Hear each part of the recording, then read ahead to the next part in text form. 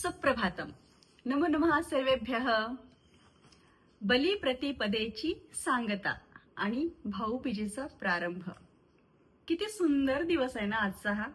प्रत्येकीलाच ओढ असलेला असा हा आजचा दिवस. भावा बहिणींना दोघांनाही ओढ असलेला हा आजचा दिवस. आजच्या दिवसाला यमद्वितीया सुद्धा म्हटलेलं आहे. द्वितीयेला जो चंद्रदर्शन होतं, तो चंद्रदर्शन प्रत्येक मासामध्ये घेण्याचा संकेत आपल्या शास्त्रामध्ये आलेला आहे.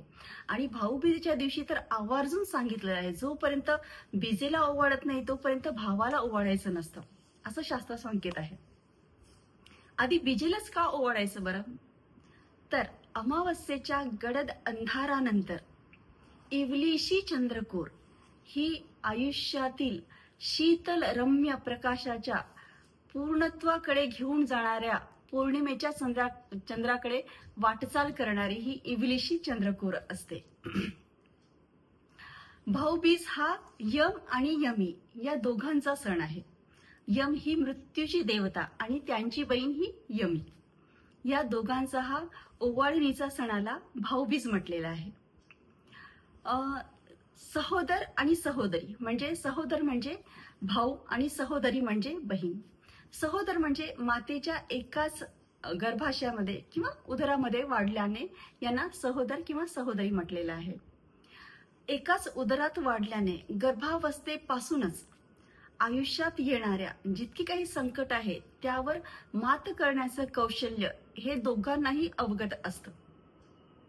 धनाढ्य जनाः घृतम दीपम प्रकाशयन्ति म्हणजे जे श्रीमंत लोक आहेत ना ते घृताची म्हणजे तुपाची दिवे लावत असतात आणि गरीब लोक हे तेलाचे दिवे लावतात. पण ज्यांच्याकडे भौतिक सुबत्ता नसेल, आर्थिक संपत्ती नसेल, तर असे हे भाऊ बहीण आपल्या एक दुसऱ्याच्या आयुष्यामध्ये प्रेमाचे, वात्सल्याचे, भक्तीचे, आदराचे, प्रीतीचे, विश्वासाचे आणि अतिशय महत्वाचं म्हणजे सोबतीचे दिवे लावत असतात.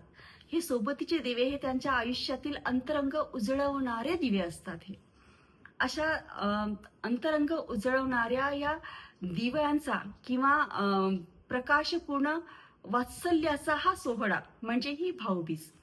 तेषाम सततयुक्तानाम भजताम प्रीतीपूर्वकम असं भगवद्गीतेमधील एक सुंदर श्लोक आहे. म्हणजे देवप्पाची सुद्धा प्रीतीपूर्वक जर आठवण जर करत असू किंवा त्यांना जर प्रीतीपूर्वक अर्चना कीर्तन जर करत असू तर मनुष्य देहातील ही परिक्रमा आहे ही यशोदाही ठरत असते.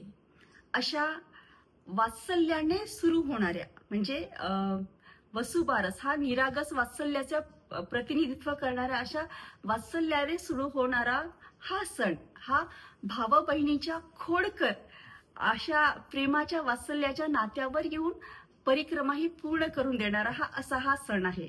असा हा आनंदोत्सव, हा असा आनंदाचा पर्व आपणा सर्वांना शुभकारक मंगलदायी असावा अशी ईश्वरचरणी प्रार्थना. धन्यवाद.